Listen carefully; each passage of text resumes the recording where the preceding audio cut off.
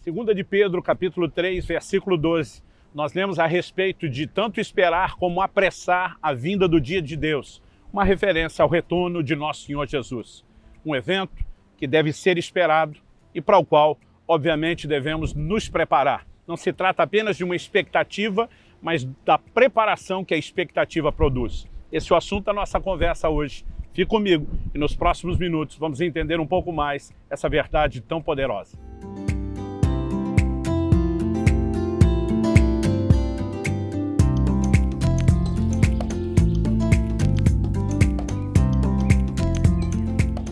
Hoje no Farol da Barra, em Salvador, Bahia, passando para trazer mais uma palavra ao seu coração. Segunda de Pedro, no capítulo 3, nos versículos 3 e 4. O apóstolo diz: antes de tudo, saibam que nos últimos dias virão escarnecedores com as suas zombarias, andando segundo as suas próprias paixões e dizendo: onde está a promessa da sua vinda? Porque desde que os pais morreram, todas as coisas permanecem como desde o princípio da criação. Ou seja, desde os dias de Jesus, ele ensinou a respeito da sua vinda. Os apóstolos pregaram a respeito disso. Mas já existia naquele tempo zombadores. Gente que não acreditava mais na promessa, dizendo nada disso aconteceu tão depressa. Embora, desde a primeira geração, cada cristão tenha sido instruído a viver na iminência do retorno de Nosso Senhor, é óbvio que nós sabíamos que ele não pretendia voltar tão depressa, embora tenha sinalizado que todos vivessem nessa expectativa. Há um motivo pelo qual ele queria que vivêssemos nessa expectativa. Mas antes de mais nada, vamos pular aqui para o versículo 9. Ele diz: o Senhor não retarda a sua promessa, ainda que alguns a julguem demorada. Pelo contrário, ele é paciente com vocês, não querendo que ninguém pereça, mas que todos cheguem ao arrependimento.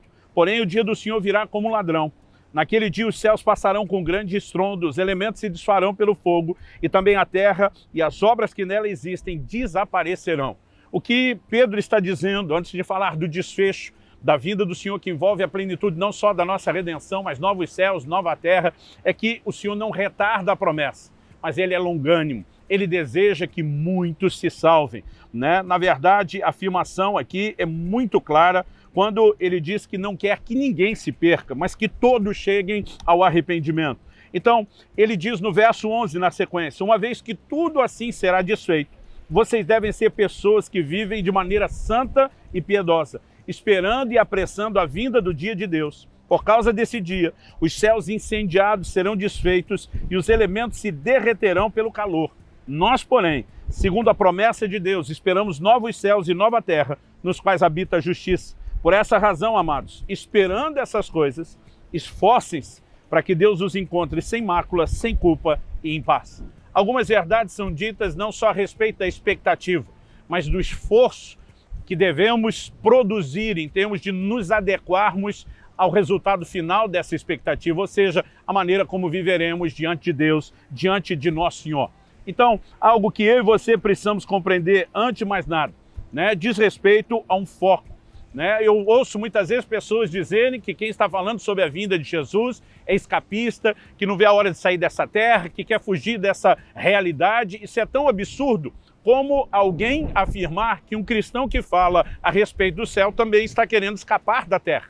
Nós devemos viver aqui de tal forma que possamos produzir diferença, ser sal da terra, luz do mundo, como Jesus orientou, mas isso não significa não alimentar a expectativa naquilo que ele prometeu. Jesus nos ensinou a respeito da sua volta, nos mandou vigiar, estar prontos, preparados, esperando por esse dia. Então, esperar esse dia não é uma fuga, é saber que a despeito daquilo que nós enfrentemos nessa terra, das vitórias, que também, consequentemente, teremos diante de qualquer desafio, há um grande desfecho de redenção.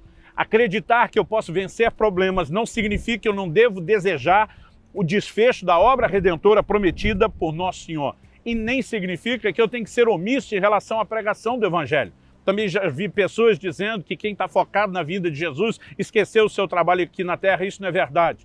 O apóstolo Paulo, quando escreve aos Filipenses, ele diz: nossa pátria está nos céus, de onde aguardamos um Salvador, o qual há de transformar o corpo da nossa humilhação para ser igual ao corpo da sua glória. E esse camarada que estava, com o seu foco bem ajustado no céu, naquilo que o aguardava, nunca deixou de trabalhar. Pelo contrário, afirmou ter trabalhado mais do que todos os apóstolos, porque esperar a vinda de Jesus não é algo excludente com o trabalho. Aliás, em Atos, no capítulo 1, quando Jesus é assunto aos céus, e os apóstolos estão olhando para os céus, onde uma nuvem havia acolhido e escondido Jesus, anjos aparecem e dizem para eles: por que vocês estão aí olhando para o céu, esse mesmo Jesus há de retornar do modo como vocês o viram ir? O que precedeu aquela conversa? Jesus dizendo que eles precisavam do poder do Espírito para serem testemunhas, para testemunharem. E essa igreja que sai comissionada ao trabalho também é instruída a esperar a vinda de Jesus. Não se trata de escolher uma coisa ou outra.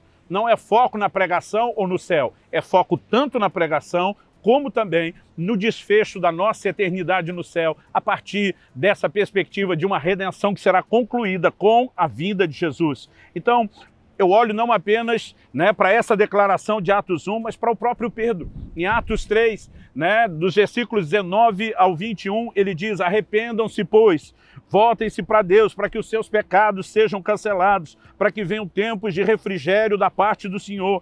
Enviei ele o Cristo, o qual já antes o foi designado. Ele está falando sobre a vinda de Jesus. Desde o início pregavam o arrependimento, a fé em Cristo, mas também o seu retorno. Porque não se trata de um ou de outro, mas de ambos.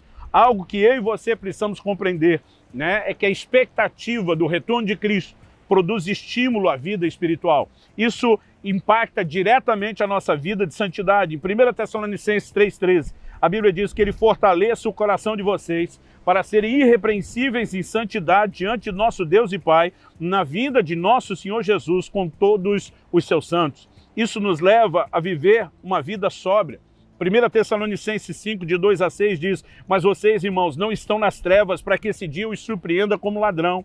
Vocês são filhos da luz, filhos do dia. Não somos da noite nem das trevas, portanto não durmamos como os demais, mas estejamos atentos e sejamos sóbrios, pois os que dormem, dormem de noite, os que se embriagam, embriagam-se de noite. Nós, porém, que somos do dia, sejamos sóbrios, vestindo a couraça da fé, do amor, o capacete da esperança da salvação. Tudo isso dito no contexto da vinda do Senhor. Em 1 de Pedro 4,7, a Bíblia diz: o fim de todas as coisas está próximo. Portanto, sejam criteriosos, estejam alertas, dediquem-se à oração. A Bíblia ainda destaca o elemento da perseverança. No 1 de João 2,28, nós lemos: filhinhos, agora permaneçam nele, para que quando ele se manifestar, tenhamos confiança e não sejamos envergonhados diante dele na sua vinda. A ideia de permanecer é continuar, não é só experiência de conversão, Diz respeito a seguir, a avançar pelo caminho, a amadurecer no relacionamento, e isso tudo para não ser envergonhado na sua vinda. Ou seja, a maneira como eu vivo agora tem muito a ver com a forma como eu me preparo para o encontro com ele no dia do seu retorno. Podemos destacar o elemento de obediência. Em 1 Timóteo 6, 14, no início do 15, a Bíblia diz o seguinte: guarde esse mandamento imaculado e irrepreensível até a manifestação de nosso Senhor Jesus Cristo, a qual Deus fará se cumprir no seu devido tempo. Podemos ainda falar de paciência na tribulação. Tiago 5, 7 e 8. Portanto, irmãos, sejam pacientes até a vinda do Senhor. Vejam como o agricultor aguarda que a terra produza a preciosa colheita e como espera com paciência até virem as chuvas do outono e da primavera. Sejam também pacientes e fortaleçam seu coração, pois a vinda do Senhor está próxima. Romanos 8,18 diz: considero que os nossos sofrimentos atuais não podem ser comparados com a glória que em nós será revelada. A natureza criada aguarda com grande expectativa, diz o verso 19, que os filhos de Deus sejam revelados. Precisamos entender que a expectativa do retorno de Cristo produz em nós um grande impacto em termos de conduta, seja a santificação, uma vida sóbria, a perseverança, a obediência ou mesmo a paciência na tribulação. Podemos ainda falar de um estímulo para a vida ministerial. Em Apocalipse 22, 12, Jesus diz: eis que cedo venho, e comigo está a minha recompensa para dar a cada um segundo as suas obras. Quem sabe que a vinda do Senhor proporcionará recompensa, galardão para o trabalho, também é movido ao serviço, é estimulado à prática do ministério. O acerto com os trabalhadores no ensino de Jesus, lá de Mateus 25, 19. ele acontece depois da sua vinda, né? Quem vive com essa expectativa de que o seu retorno proporcionará recompensas, também está consciente não apenas de que deve trabalhar, mas a respeito da forma como deve trabalhar. Muitas pessoas me perguntam, pastor, e aí? Jesus vem antes da chamada grande tribulação que acontecerá no tempo do fim, vem depois. É lógico que eu, particularmente, tenho minha opinião a respeito disso, mas eu digo para as pessoas, né, esse não é o ponto mais importante a ser discutido. A ideia não é se preparar para como ela possa ser, é apenas se preparar para a vinda do Senhor. Então eu digo às pessoas, nós precisamos estar prontos para tudo. Né? Se ele vem antes da tribulação, precisamos estar prontos para o arrebatamento que antecede a tribulação. Se isso fosse acontecer durante ou depois, precisaríamos estar prontos também para enfrentar o que venha depois. A ideia não é acertar a cronologia nos mínimos detalhes. A ideia primária é estar pronto. É lógico que podemos discutir o assunto, eu particularmente gosto de fazer isso com pessoas maduras no entendimento bíblico, né, que estão procurando trazer luz e não apenas mera disputa, mas acredito que isso não é a essência. O ponto principal é, estamos prontos? Qual o impacto que isso está produzindo nas nossas vidas? Em Apocalipse 16:15, o Senhor Jesus nos exorta a vigilância quando diz, eis que venho como ladrão.